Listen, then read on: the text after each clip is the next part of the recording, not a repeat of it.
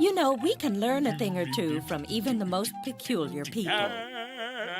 Today, for example, the Revolting Slob seems dressed to go someplace special. Birthday!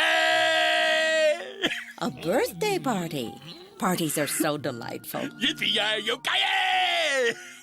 it seems the Revolting Slob is in the perfect mood for a party. Is the Revolting Slob being A, exhausting, B, extinguished, or C, exuberant?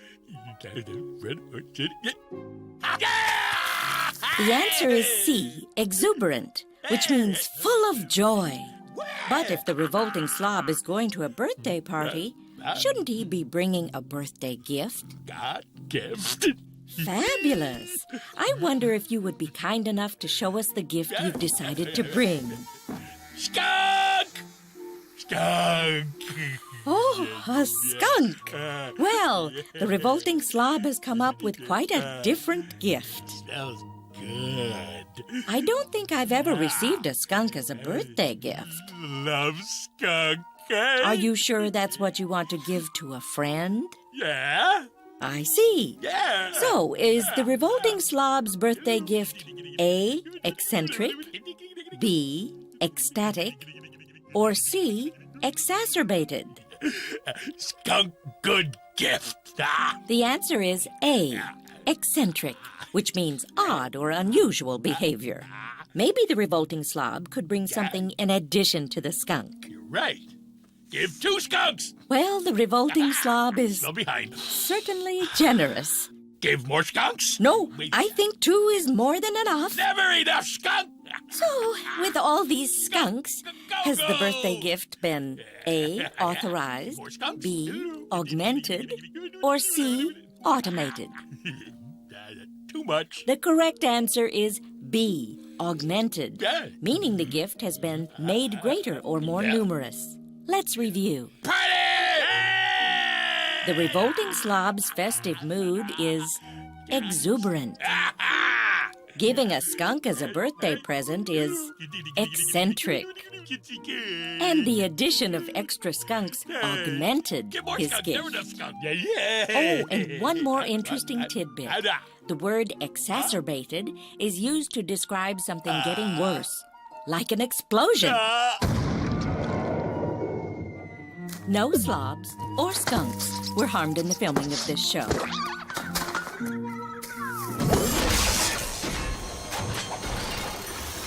your backs! Coming through, coming through!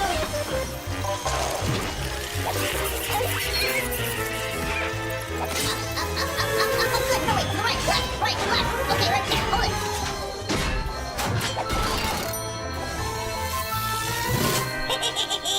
Haunted house party.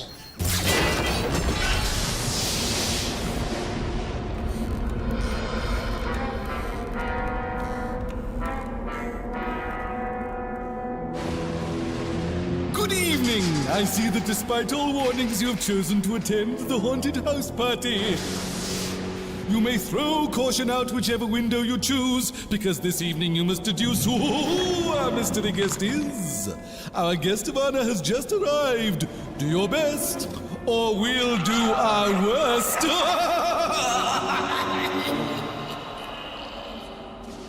Sorry I'm late. The traffic was abominable, in part due to me. Good evening. May I be of service? Yep, sure thing. Would you mind putting my Lizzie in a safe place?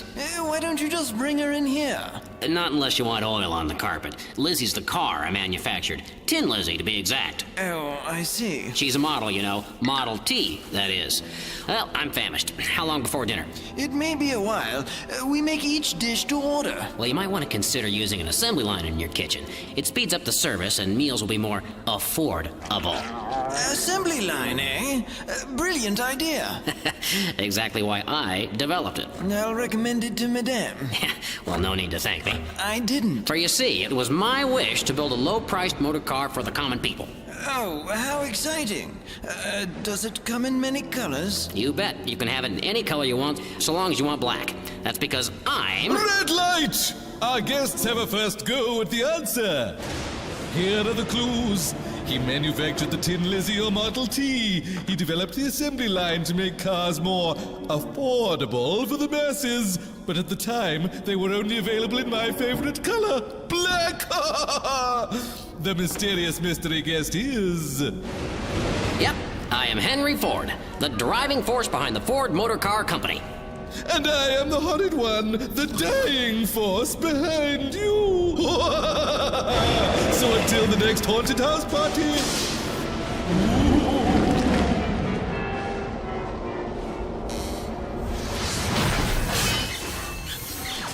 Who's got the next game?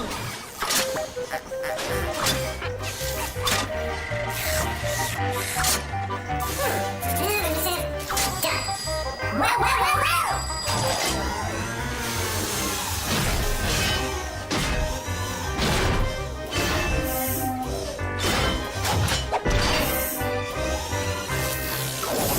Poop or scoop?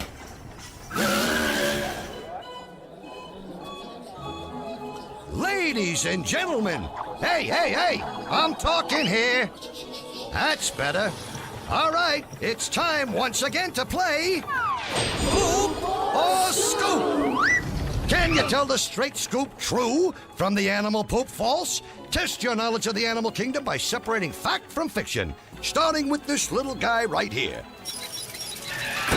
Poop or Scoop. When a male and female praying mantis hook up, you can expect them to live a long and happy life together. What do you think? If you agree praying mantises live to be old married couples, vote Scoop. But if you think I'm not playing cricket, vote Poop. The answer is Poop. That's right, they might mate for life, but it's gonna be a real short one for the unlucky male. That's 'cause the female kills him and eats his head right after the honeymoon. And I thought my wife was difficult. Okay, here comes another one. Poop or Scoop. Monarch butterflies migrate all the way from Canada to Mexico and back. What do you say? If you think I'm spreading lies about butterflies, say Poop. If not, go Scoop. It's the straight scoop. The monarch butterfly does fly from Canada to Mexico and back, but it usually takes 4 generations of monarchs to make the trip. Okay, kids. Poop or Scoop? Giraffes are afraid of heights. Do you think I'm telling a tall tale? If you do, Poop. If you don't, Scoop. The answer is, believe it or not, the straight scoop. Giraffes are afraid of falling over, so they don't like to lift their legs too far off the ground. They won't even take a step that's 12 inches high. Last question for you. Do monkfish fish for other fish? If you think that's for real, say Scoop. If you think something's fishy, pile on the Pope. The answer is straight Scoop. The monkfish, sometimes called the anglerfish, uses a funny-looking appendage on its head to catch fish just like a fisherman does. Gotcha! Well, kids, that's all we got for you today. If you got only 1 right, you're a party pooper. 2, and you're a pooper scooper. 3 makes you a super pooper scooper. If you got all 4 questions, you're what else? A super duper pooper scooper. I'm telling you, you can't get this kind of entertainment just anywhere. So please, join us again next time for Poop or Scoop.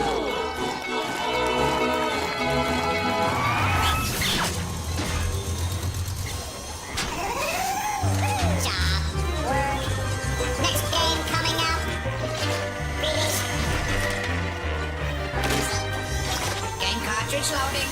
Check.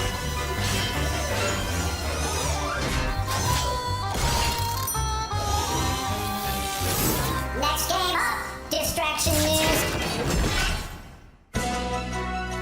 And now, Distraction News with your anchor person, Dora Smarmy.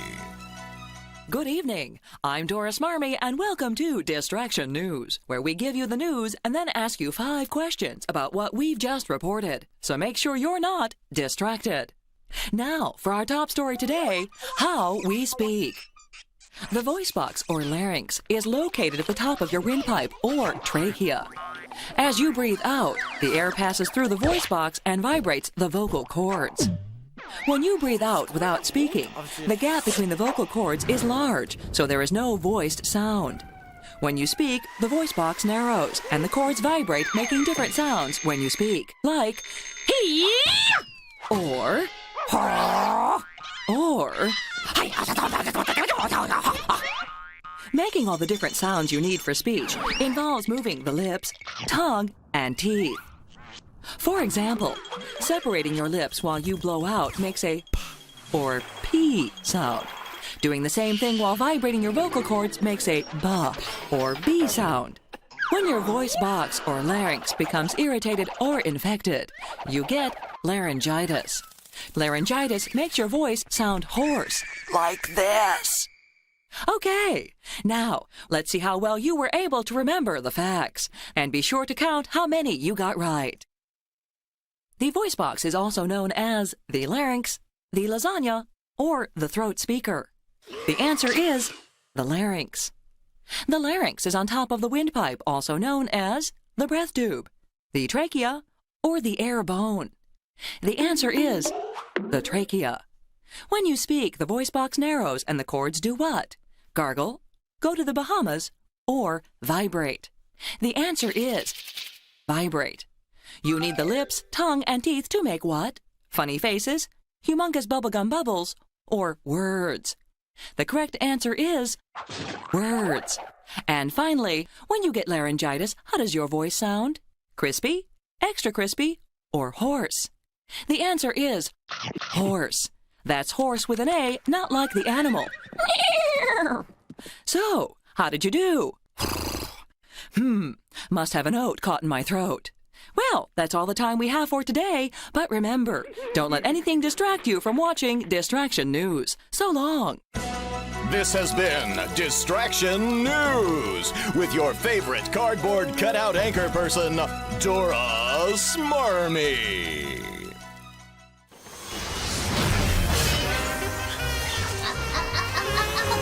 Good. No, wait, right, left. Okay, let's hold it.